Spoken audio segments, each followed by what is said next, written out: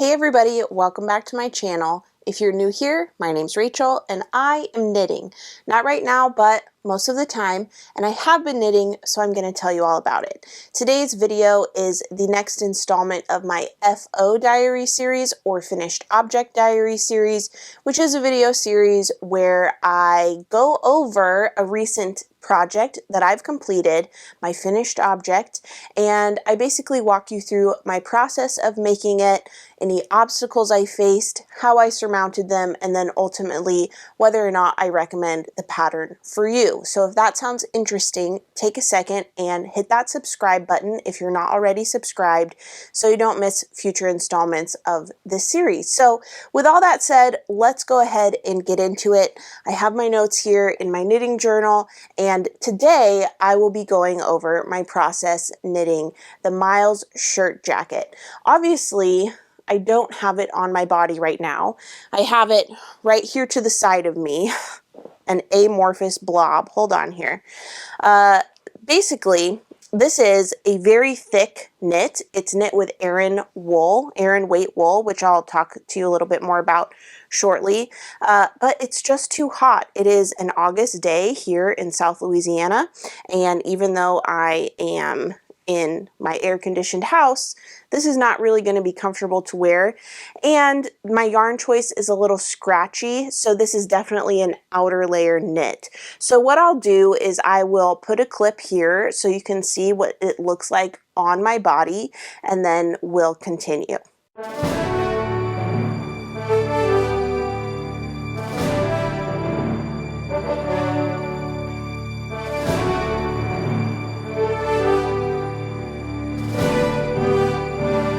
All right, that's enough of that. So you've seen what the Miles shirt jacket looks like on my body. As you saw, it's a bit oversized, like I mentioned. When I've worn this as an outer layer, so like a true jacket or coat. I've worn it over my outfits for the day. Usually that has been like a shirt or a dress and then a hand knit sweater on top of that, and then putting on the Miles shirt jacket. So depending on how you knit this, what size you knit, and what amount of positive ease you knit, this is definitely a good outer layer option. So let's get into some of the stats for the pattern itself, not necessarily my version that I knit. So this is the Miles shirt jacket designed by Ozetta, also Hailey Smedley, but her designer name is Ozetta. It was originally published in April of 2022, so this is just over 2 years old, being out and available for people to work on. It calls for an Aran weight yarn, which is a thick yarn. It's thicker than worsted weight, but not quite as thick as bulky, so in between those two. And the pattern calls for US size 8 for the ribbing and US size 10 for the main body of the garment. The gauge for this pattern is 15 stitches and 24 rows over 4 inches, and it comes in a range of 9 sizes, ranging from 43 inches to 71 inches finished bust circumference, with an intended positive ease of 11 to 12 inches. So there is a wide range of sizes for many different makers to participate in this knit. I also want to note that the pattern suggested yarn, the yarn the pattern calls for, is Wool Dreamers Manchilopis, which is an unspun yarn. It's not the yarn that I used knitting my Miles shirt jacket, but many Ravelry users did use that suggested yarn, and if you peruse through the Ravelry project notes for the Miles shirt jacket, there are several people who noted difficulty meeting gauge or like a learning curve when working with this unspun yarn. So if you choose to move forward with the suggested yarn the pattern calls for, keep that in mind. It may be a different knitting experience than you're used to with other yarns. But again, I didn't use that yarn, so I can't personally speak to it. I just saw a lot of people making similar comments on that yarn choice. For making this pattern, there are some skills required, including flat knitting, knitting in the round, You need to know how to knit and how to purl. There is seaming involved, which you will do for the pockets and for the double folded collar. And you also need to know how to pick up stitches, which you'll do for the shoulder and the sleeves. And we'll talk a little bit more about that when we get into my process knitting it and how the pattern is constructed. But there's an overview of some stats for the pattern. It's a size inclusive pattern, so that's great.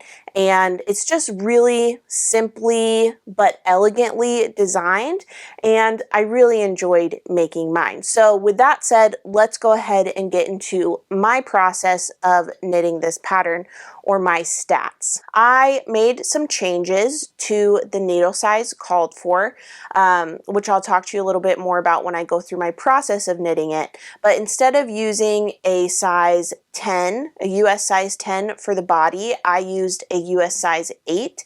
And instead of using a US size 8 for the ribbing, I used a US size 6. So I did change the needle sizes used, knowing that I'm a bit of a looser knitter when it comes to making a fabric, and particularly a knit flat fabric, which I've most recently learned even after having completed the Miles shirt jacket. But I did go down 2 needle sizes, and with that I made the size extra large, which is the 5th size in the lineup of 9 sizes that the pattern offers. So right smack dab in the middle there. And that size corresponds to a finished bust circumference of 56 inches, which I did achieve. I met gauge with that needle change. So my finished bust circumference on that garment is 56 inches, just like the pattern calls for. My yarn choice for this project is a pretty special one as far as I'm concerned. I used Kerry Woollen Mills 3-ply Aran knitting wool in the colorway Bilberry. And from far away, it just looks kind of like a grapey purple, but up close, you can see that there is so much dimension to this yarn. There is blue in here, there's red, there's pink, there's purple, there's cream. There's just so much going on with this yarn that creates a really nice multi-dimensional heathered yarn with so much depth to it. So I just love this yarn. I'm so happy with it for this project, for this finished object. I think that it turned out so beautifully. But that's the yarn that I used. I purchased 5 hanks from Kerry Woollen Mills in this colorway, and each hank was 200 grams. So in total, I used 948 grams. So I have 52 grams left over to have some fun with. I'm not sure what I'll use it for. I was thinking maybe like some washcloths, just because this wool is so rustic, and I don't know. That was just the first thing that came to mind, but who knows what I'll end up using the leftovers for. And I actually have another 5 hanks in the colorway Green Fleck, and I briefly considered using that to make another Miles shirt jacket, but I think that it's destined to become a different pattern. But all that to say, Kerry Woollen Mills Aran 3-ply knitting wool is the yarn choice that I went with, and I'm very happy, very pleased with the end result. Okay, so some other stats that you may want to know. This was on my needles for 23 days, 24 days. I cast this on June 6th of this year, and I cast it off on June 29th. The reason that I was able to knit this so quickly is because I had a goal in mind. I didn't meet the goal. I failed to meet the goal, but I was visiting my sister from June 5th through June 18th, and I wanted to challenge myself and see if I could finish an entire garment during my trip there, my 2 weeks in my visiting time. And obviously I did not finish by June 18th. I finished 11 days later, but that's still a relatively quick knit. If you ask me, 23 days on the needles, can't top that. So this was a fast knit. It works up very quickly between the larger needles and the thick yarn.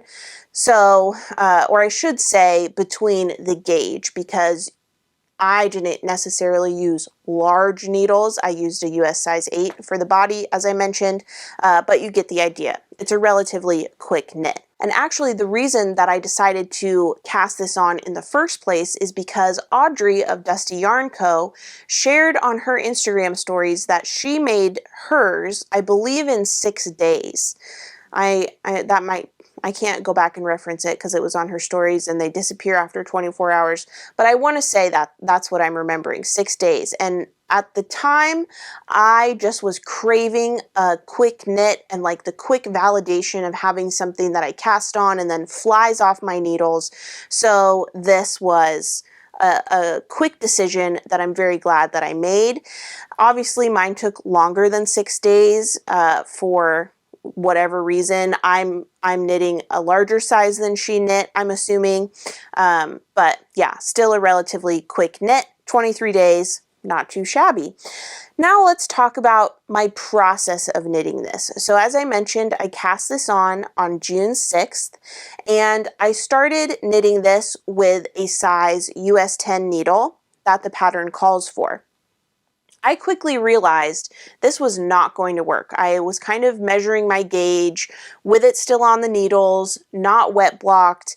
So this is an imperfect way to measure, but it does give you an educated guess. And it was very clear to me after knitting a few rows that my gauge was far, far larger than what the pattern was calling for. So I pivoted and I went down 2 needle sizes to the US size 8 for the body. Now, as I've mentioned, in the pattern, US size 8 is what's called for the ribbing. So it's the smaller of the 2 needle sizes used, but I was using it for the main body, so the US size 8 became my larger needle. Now, something that I love about this pattern and that I think you need to know about if you're considering knitting this pattern, sizes 5 through 9 all start the same. Equally, sizes 1 through 4 all start the same, meaning the cast on number is the same for those 2 sets of sizes. Basically, the smaller sizes and the larger sizes each have their own number to cast on. So if you're casting on size 1 through 4, the cast on number is the same. Size 5 through 9, the cast on number is the same. So unless you're in between sizes, you can presumably pick a size within the range saying, okay, I know I'm probably in the first 4 sizes. Great, you have your marching orders. If you know you're in the last set of sizes, the larger set, then you can have your marching orders with a different number. But basically, the way this garment is constructed is you cast on your number of stitches here at the back neck. So this part, it's a bit difficult to show you. But if you look at these diagonal lines going down from the ribbing here that I'm holding up, those are the shoulder seams, and they're essentially raglan increases. Well, not really, but kind of. So depending on if you're making size 1 through 4, you'll cast on a certain number, which is this part right here between my fingers. And if you're casting on size 5 through 9, this part right here between my fingers has a different set of numbers. So where the customization comes between the size you're making is basically how many increases you do on this diagonal line, or while you're forming this diagonal line. So size 5, the increases end here. If I were to make size 6, I would have continued to increase. So that's a really nice feature of this pattern, in my opinion, because essentially it makes it so your back panel can become your swatch. And that's what I did. I knit all of the increases that size 5 called for, and then I put the stitches on hold and I fully wet blocked it. Or I might not have put the stitches on hold. I think I just wet blocked it with it on my needles. You can do that. I've done it before outside of this project and it's fine. It doesn't hurt your needles. I use Chiagu needles, so I guess I should say, you know, your miles may vary. If you're using wood needles, I would not wet block it with it on the needles with the tips attached. But my metal Chiagu needles, it's just fine. It's no problem at all. But yeah, I knit the increases up to size 5. And then I stopped because I didn't want to keep adding increases for size 6, size 7, size 8, or size 9 without knowing what my actual gauge was. So I wet blocked it and I measured my gauge to be, let me see what I said in my Ravelry project notes. So it turns out I didn't put in my Ravelry project notes what my blocked back panel gauge was. I just noted that I decided to continue knitting size 5 after blocking. And I do know now after the fact with my finished object measurement, I have about 14.6 stitches over 4 inches. The pattern calls for 15 stitches over 4 inches. So we're close enough. I'm calling that a win. So yeah, started on size 10, switched to size 8, did the back panel increases up to size 5, stopped, wet blocked, determined my gauge, and then decided to continue knitting size 5. Now, my bust measurement does not correspond to the size for size 5 because there's supposed to be 11 to 12 inches of positive ease. So basically, based on the gauge that I was measuring at, I decided to knit the size 5 and hoping that it would end up with final measurements for size 6. So I was hoping to end up with a 60-inch finished bust circumference, and I'll tell you more about how I did or did not achieve that in a little bit. But after I had my back panel dry and I was ready to continue knitting, I basically knit the rest of the sweater without many hiccups, except for I was concerned over the fit. I'll show you a picture here of me trying it on. This is before both sleeves were added and also before the button band was added. So it's not a totally accurate look of the final fit, but I was reaching a point where I was discouraged about the fit. I thought that it was not going to be oversized enough, but rather I thought it would just fit just right, which wasn't the fit that I wanted. It's not what I was going for. And because of the nature of this yarn, which is non-superwash yarn, I was concerned that it would not grow too much during blocking. So I didn't really know what happened. I had knit the back panel as a swatch and measured my gauge, presumably did everything right, so why was the fit changing? Now, if you're a seasoned veteran of watching my channel, you know that I'm no stranger to gauge issues, particularly, you know, when I do my due diligence with swatching, still sometimes the finished garment is not what I calculated it should be based on my gauge. So, like, these hiccups are just par for the course in my life and in my knitting career, but I was frustrated nonetheless, and I was kind of worried that this wouldn't have the fit I wanted because I was really committed to this being an oversized knit, something that I could wear over layers, that could act as a coat, as a jacket, just like the pattern name suggests. And based on my try-ons at that point, it wasn't feeling like it was going to be the reality that I would end up with once I cast this off.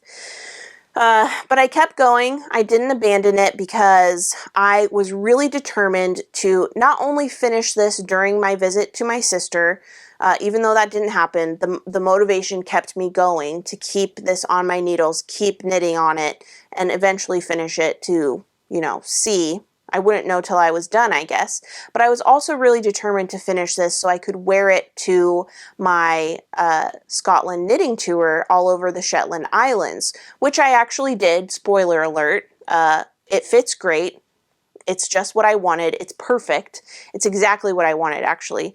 But anyway, those two motivating factors kept this on my needles and kept me working at it to be able to cast this off and have it be wearable. All this to say, sometimes it's okay to keep going even if you're afraid the fit is not going to be what you want. You know, there's a time and a place for abandoning a project. I've done that. I think it's a great decision sometimes, but with this project and with another project I finished recently, my Isa cardigan, I'm kind of learning to be a little bit more cautiously optimistic and finish a knit that I'm unsure of the fit on, because for both the Miles shirt jacket and the Isa cardigan, the finished objects are just like beautiful, and I'm so glad that I finished them and that I have them in my wardrobe. So, you know, take it or leave it. Sometimes you need to abandon a project and frog it. Sometimes you need to assess the risk and move forward anyway, see what happens. Sometimes that gamble does pay off. Something that's nice about the construction of this pattern that's different, that I haven't done before, is a German short row hem. So let me show you again what this looks like on my body so I can jog your memory.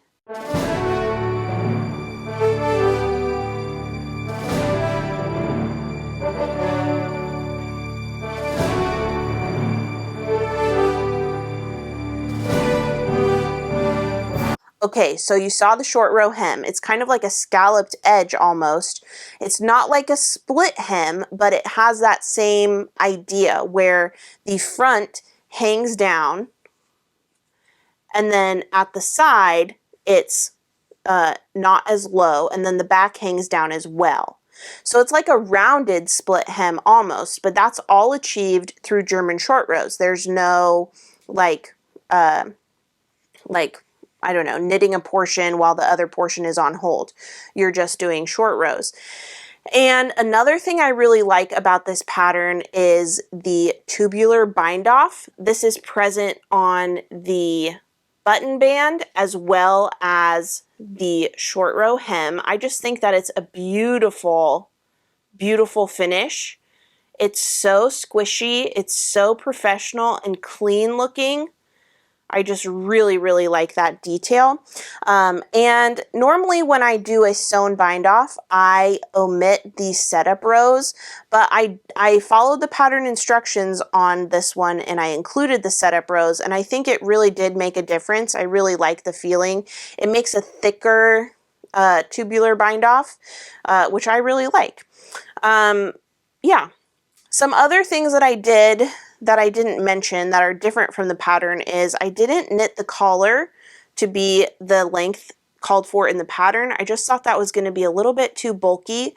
So I think I knit this to be 4 inches as opposed to the 6 inches called for in the pattern. So you knit this collar back and forth really, really high up, and then you fold it down and sew it down to the inside collar, and that makes this really nice folded collar effect. Another thing about this finished object that I'll tell you are the buttons I used. These are tweed covered buttons from the Silly Sheep Fiber Company, which I purchased on the Scotland trip. So the Silly Sheep Fiber Company is on the Shetland Islands, and it's just a really cool place. I got these perfect tweed covered buttons. They're not a perfect match for the Bilberry yarn, but there's just enough contrast that I just think it looks so good. Perfect match. So I'm really glad I found these buttons. And I intentionally left buttons off of this garment when I finished it because I wanted to find buttons on my Scotland trip. So I'm very glad that I found them. Not only found buttons, but found such a perfect match for this yarn. As soon as I saw them, I was like, yep, give them to me. Let me buy these immediately. I think they were £8. What a steal. So very happy with that. Another thing about this pattern that I'll tell you is something that I was tempted not to do, but actually I'm getting a little ahead of myself. So let's go back to talking about the fit. I was really nervous. I was nervous about this fit. I thought that it was going to be too small for what I wanted, and I got a lot of messages on Instagram when I was posting about my anxiety over the fit to my stories. People saying like, it'll be great, you can wear it as a cardigan instead, not as a jacket. And you know, y'all's heart, your hearts were in the right place. That was so kind of you to try and cheer me up, but this yarn is just a little bit too scratchy to be anything other than an outer layer, at least for my skin. It doesn't bother me at all as an outer layer, but I don't think that I would enjoy it so close to my skin in multiple places. Like a little bit on my skin was fine, but if it were all over my arms and my neck at the same time, that would just be too much. So I wasn't really thrilled about the idea of wearing this as a cardigan. I really wanted to wear this as a jacket, as an outer layer. So after I cast this off, I wet blocked it with wool wash, a full wet block, and then I pinned this out on my blocking boards. I took over our dining room table for an entire week.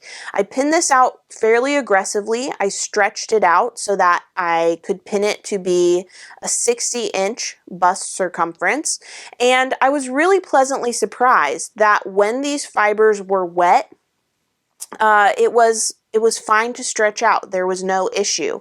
In my mind, I thought superwash or non-superwash has so much structure that it's not going to grow that much in blocking. And I do still think that's true compared to superwash yarn, which grows and stretches quite a bit with blocking. Superwash really maintains, or non-superwash really maintains its structure a little bit more. But I was able to pin it out to the 60 inches, no problem, and I left it that way for an entire week. So, like, it was probably dry within 3 days, and I left it pinned out for an additional 4 days, or maybe even 5 days. Maybe it was on there longer than a week. It was on there a long time, but I unpinned it, and it was great. I think that it's maybe shrunk to about 56 inches because when I laid it flat earlier today to measure the finished bust circumference, it was about 56 inches. So that's fine. That's still 5 inches of positive ease on me. It's perfect as an outer layer, and it's just great. After it was off the blocking mats, the next thing that I needed to do was to add the pockets. So now we're caught up and at the point where I'm telling you something that I almost didn't do. I was thinking, pockets, man, another step, another thing I have to do. That doesn't sound fun. What if I were just done with this? Now, keep in mind, I had already knit the pockets, so really I needed to just get over myself. And also, pause, while we're talking about the pockets, the pattern suggests that you make the pocket first as your swatch, but again, because of the cast on numbers and the increase setup for these different sizes, unless you are not sure which set of sizes, the smaller set or the larger set, that you should make for yourself or for whoever you're making this for, you don't need to make the pocket as a swatch. Just cast on the back panel. But again, if you're in between sizes and you don't know if you should be a size 4 or size 5, then definitely make the pocket as your swatch. But otherwise, just cast on and then you can check once you finish the lowest set of decreases for the smallest size within your range. But anyway, here are the pockets. These are knit flat separately. You cast on at the bottom of the pocket, you knit flat for the allotted amount of rows or length, and then you do 1x1 ribbing, and again a tubular bind off, and then you sew them on to the garment. Now there's a tutorial in the pattern for how to place this, how to sew it on, and that was really helpful, but I think ultimately I placed this in a bit of a different spot than the tutorial and the pattern suggests, and I'm really happy with the placement. Basically, you sew the pocket on from the bottom seam, and I did my best. I'm not the best at seaming. You can definitely still see the seam from that bottom cast on of the pocket, but then after you seam that, you sew the sides of the pocket onto the garment using a mattress stitch. And if you haven't used a mattress stitch before, it sounds intimidating just by nature of it being seaming one thing to another thing. Or maybe you're watching this and you're not intimidated by seaming. More power to you. You are like amazing. I'm not as mature as you, and I am intimidated by seaming. But the mattress stitch is very satisfying and very doable once you know what to look for. And then you can see the seam much more on the wrong side of the fabric. See the outline of my pocket here? But on the front of the fabric, at least for the vertical seams, they really fit in well with the fabric of your garment. And I've got to tell you, these pockets are deep and wide, and they can hold a lot of treasures. I was so grateful that I powered through and that I added the pockets to this garment. When I was on the Scotland trip, I used one pocket for my sweater project, so it can fit an entire whip in a pocket. And I used another pocket for my camera when I wasn't using it, or my phone, and it was just so handy. And I think, actually, how cool would it be to add a pocket to the inside? Except now that I'm saying that, I'm thinking better of it, because you can see on the wrong side where the pocket is. So I wouldn't want that type of outline on the right side of the fabric for an inner pocket. But they're just invaluable, and I'm very, very glad that I was brave and that I did the mattress stitch. Also, you'll find, and you'll know this already if you're familiar with the mattress stitch, it's just so satisfying to do because it really zips up the two fabrics that you're seaming together, and it's like a magic trick. It's really, really satisfying. So definitely try the mattress stitch if you have not already. You will feel like you are an all-powerful knitting creature. It's worth the fear and overcoming it. Definitely recommend it. So there's my other pocket. Nice little big deep pocket. I can fit an entire skein of my homespun yarn plus more. They're just great pockets. Definitely don't skip the pockets if you make the Miles shirt jacket. Be brave, power through. You will not regret it. But that's pretty much the rundown of my experience knitting the Miles shirt jacket. There weren't really that many hiccups that hindered me knitting this, aside from pivoting when I realized using a US 10 was not going to make the gauge for a fabric I wanted. It would have been so much looser and more open, whereas this one is not like the densest fabric I've ever knit, but it's structured, so it works for the garment that it is, and like I said, it's basically the gauge the pattern calls for. So this is the fabric that Ozetta had in mind for people when making this pattern. Yeah, changed the needle sizes, changed the length of the double folded collar. I knit a size 5. What else do you need to know? I think that in a different yarn, in a less scratchy yarn, this would be a great pattern for like a house coat, something to wear around the house, be comfy cozy in. I would not do that in this yarn just because it's, like I've said, it's quite rustic. But another yarn, I think that would be a great fit. And I may make more of these in my future with that in mind. Like, I don't really need multiple jackets, but maybe like a nice comfy oversized cardigan to wear around the house. That might be nice. So I might consider that. Now let's talk about things I wish were different in this pattern. And it's only one thing actually, and it's not even necessarily that big of a deal, just something that I think would assist the user friendliness of this pattern, and that has to do with the folded collar. Depending on the size you're making, when you get to the folded collar instructions, you'll have a certain number that the pattern tells you to pick up. Now, only after that instruction is there a note that says these numbers are approximate. So it doesn't have to be that exact number. Get as close as you can, make sure it's an odd number, yada, yada, yada.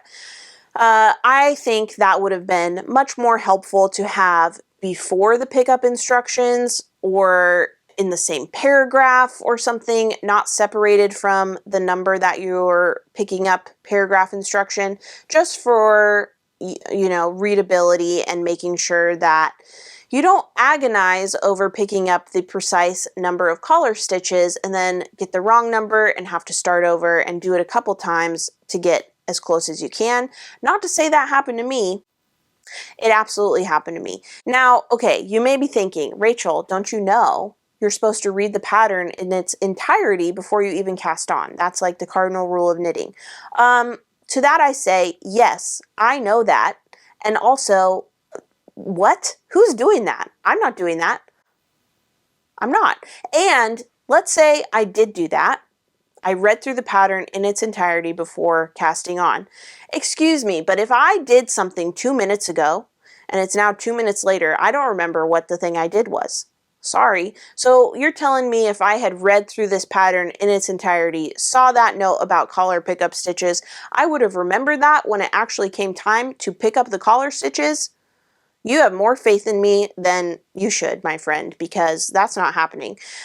So I think just switching the location of that note for, hey, it's okay if you have an approximation of this pickup number, just get as close as you can within these parameters. Having that earlier in the pattern for readability, I think would have made a difference, at least in my knitting experience. So that's my only note for things I wish were different. But other than that, I think that this is a great pattern. It was accessible to me. I enjoyed knitting it. I have a finished garment that I'm really, really happy with and wouldn't change. So yeah, the list is extremely short of things I wish were different. And the other side, the list of things I loved about this pattern is quite long. I love how the first set of sizes all start the same and the second set of sizes all start the same. So really you don't have to swatch, you can cast on and then stop midway through to assess your gauge. I love that. I love when designers do that. It's so helpful for me as someone who has difficulty meeting gauge or achieving gauge. I just like, hats off to you designers when you do that. It's like a Christmas present to me. Thank you so much. I would absolutely recommend this pattern to you if you're looking for basically a knit that will fill the gap of having a jacket or an outer layer, or like I've just mentioned, using maybe a less rustic yarn and having this be a nice lounge around the house kind of option. You can do all of that within this pattern, and I do recommend it to you. I didn't mention it during the opening stats section, but it's $6.50 and you can purchase it for that price on Ravelry or on the Ozetta website. So whichever is more accessible to you, you can get your hands on this pattern for a relatively affordable price. I know that patterns range anywhere from a couple dollars to like $15 or $20. So for a $6.50 pattern, I think that this is a great value and I certainly recommend it to you. What else do I need to tell you about the Miles shirt jacket? I'm going to bring this with me in October to Ireland. I think it will be a great outer layer, and because it is non-superwash yarn, it's more water resistant. So if it's drizzling one day, I could see myself wearing this, even if I have a raincoat, opting to use this instead, because non-superwash is more water resistant and it's not going to soak up moisture so fast. Definitely like in a very heavy rain day, I would not wear this over my rain jacket, but if it's like a drizzly, misty day, why not? Why not wear my Miles shirt jacket? I loved wearing it in Scotland. It was the perfect complement to my wardrobe for the trip to keep me warm and keep me dry, and the pockets were so functional, as I mentioned, and all of these things have come together to make a very wearable piece that I'm very, very grateful to have in my wardrobe. So thank you to Ozetta, Hailey Smedley, for designing such a wonderful pattern. And thank you also to Audrey of Dusty Yarn Co. for putting it on my radar. Rachel of Anthro Knits, or not Anthro Knits, Into the Wools now. She's changed her Instagram handle.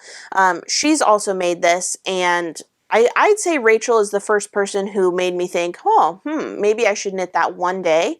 And then Audrey posting hers was like, one day has arrived. Today is that day, and it's time to start this project. So if you're looking for a knit that is fast, fashionable, and fun, check out the Miles shirt jacket by Ozetta. I highly recommend it. And if you're looking for an affordable and high quality non-superwash wool, check out the Kerry Woolen Mills Aran 3-ply knitting wool. I'm really, really happy with my yarn choice for this. That's all I have to say about the Mile Shirt Jacket by Ozetta. I'm really, really happy with this finished item. If you decide to make the Mile Shirt Jacket, please let me know in the comments. I'd love to cheer you on, and I hope that you have a great time knitting this pattern just like I did. But that's all I have for this video. If you liked it, give it a thumbs up, subscribe to my channel if you don't already, and hit that notification bell to be notified of my next upload. Last but not least, head over to Instagram and follow me at Rachel is Knitting if you don't already. Thanks so much for watching, and I'll see you next time. Bye.